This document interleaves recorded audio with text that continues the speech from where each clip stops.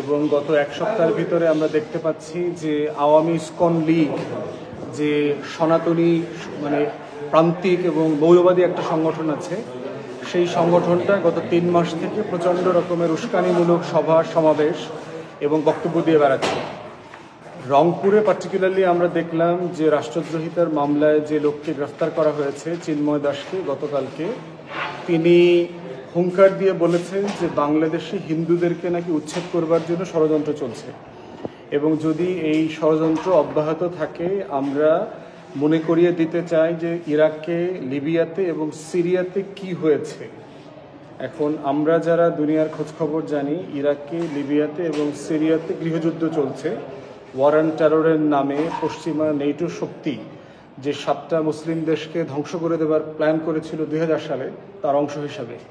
তো সেই জায়গাতে আমরা দেখতে পাচ্ছি যে এই ইসকনের নেতা যে উস্কানিমূলক বক্তব্য দিয়েছে এবং তারপরে দেখলাম যে চট্টগ্রামে বাংলাদেশের পতাকার উপরে ইসকনের পতাকা দিয়েছে, এটা যে পরিকল্পিতভাবে একটা উস্কানি। এবং এই ঘটনাগুলোর সাথে আমাদের ইতিহাসে আমরা দেখেছি 1975 সালে শেখ মুজিবকে সপরিবারে হত্যা করবার পরে ভারত যে লেভেলে আমাদের রাষ্ট্রে ইন্টারফেয়ার করেছে, ঠিক একই লেভেলের ইন্টারফিয়ারেন্সের অ্যাটেম্প্ট আমরা দেখতে পাচ্ছি।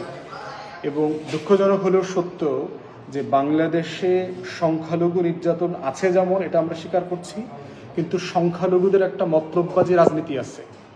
এই সংখ্যালঘুদের মতলববাজি রাজনীতিটা বাংলাদেশের জনগণের মধ্যে যে কমিউনিটি, যে একটা হারমোনি ছিল, সবার ভিতরে যে একটা আন্তঃসাম্প্রদায়িক যে একটা সম্পর্ক ছিল, ভালোবাসা ছিল, একজনের প্রতি আরেকজনের দরদ ছিল, এই দরদটাকে এফেক্ট করছে। এবং ভারত যেহেতু এই বাংলাদেশের মতলববাজি সংখ্যালঘু রাজনীতিটা নিয়ন্ত্রণ করে, তার জন্য এটার কারণে যেটা হচ্ছে যে শুধু বাংলাদেশের হিন্দুরা ইনসিকিউরিটির মধ্যে পড়ছে না, বরং হচ্ছে ক্রস বর্ডার রিলেশনশিপ কিন্তু আমাদের এফেক্ট হচ্ছে।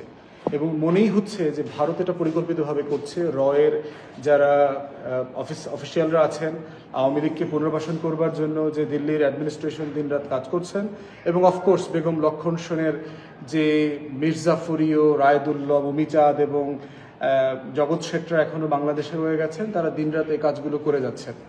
এই জন্য আওয়ামী ইসকন লীগকে আমরা বলছি যে আপনারা যারা বাংলাদেশের নাগরিক কিন্তু আপনারা আওয়ামী লীগ হয়ে বাঁচতে চান না, শুধুমাত্র বাংলাদেশের নাগরিক হয়ে থাকতে চান, আপনাদের অবস্থাটা পরিষ্কার করতে হবে। আওয়ামী ইসকন লীগ থেকে আপনাদের নিজেদের স্বতন্ত্র সত্তা বের করে নিয়ে আসতে হবে। আপনারা বাংলাদেশের নাগরিক, আপনাদের শতভাগ অধিকার সংবিধান সম্মতভাবে অন্য 10 জনের মতোই করে দেয়া আছে। সেটা 5ই আগস্টের পরে আমরা দেখেছি যে বাংলাদেশের বিভিন্ন হিন্দু বসতি, মহল্লা, পাড়া, মন্দির, দোকানপাট, বাসস্থানকে কিভাবে মুসলমানরা, ইসলামী দলের লোকজন, আলেম ওলামায়ে কেরামরা, মাদ্রাসার ছেলেমেয়েরা মিলে দিন রাত রোটেশন করে পাহারা দিয়েছে। চট্টগ্রামে আমরা এটা দেখেছি, ঢাকাতে দেখেছি। গত দুর্গাপূজার যে মণ্ডপ হয়েছে প্রায় 40,000 সারা বাংলাদেশে, এই মন্দিরগুলো, মণ্ডপগুলো মুসলমানরাই কিন্তু আপনাদেরকে দিন রাত পাহারা দিয়ে রেখেছে। মুসলমান সংগঠনগুলো, ইসলামী সংগঠনগুলো, রাজনৈতিক দলগুলো, ছাত্ররা সবাই মিলে সেটা করেছে। কিন্তু এটাকে তো আপনারা সম্মান করছেন না।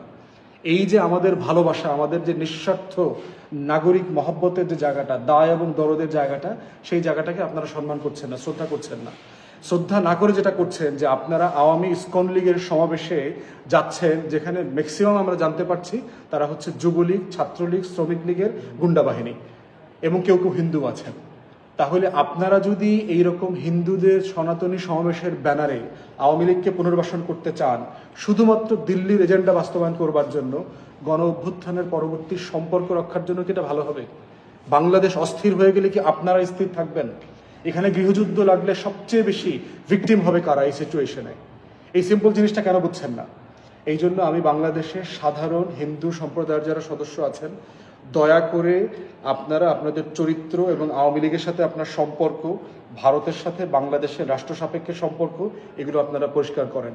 হিন্দু বৌদ্ধ খ্রিস্টান ঐক্য পরিষদ আমরা দেখলাম গত কয়েকদিন আগে রিপোর্ট বের করেছে যে জুলাই আগস্টের পর থেকে 9 জন হিন্দুকে খুন করা হয়েছে। কিন্তু ফ্যাক্ট চেকাররা পরে দেখলাম যে 9 জন হিন্দুর যে পরিচয় বের করেছে, সেই পরিচয় তারা দেখলাম এদের 2-3 জন ছিল একেবারে ক্রিমিনাল গুন্ডা।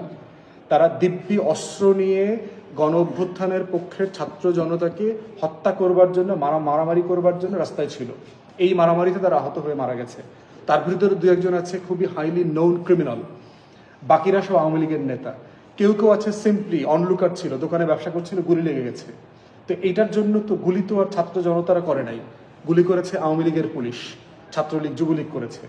অতএব এই জায়গাগুলো থেকে আমার কাছে মনে হচ্ছে যে বাংলাদেশের হিন্দু সম্প্রদায়ের মানে ওয়েক আপ কল, যে আপনারা জেগে ওঠেন এবং নিজেদেরকে বাংলাদেশি হিসেবে আপনারা যে ভারতের রাজনীতি এখানে করেন না, অথবা সেই রাজনীতির অংশীদার অথবা অজুহাত হইতে চান না, সেটা নিয়ে আপনারা কথা বলেন।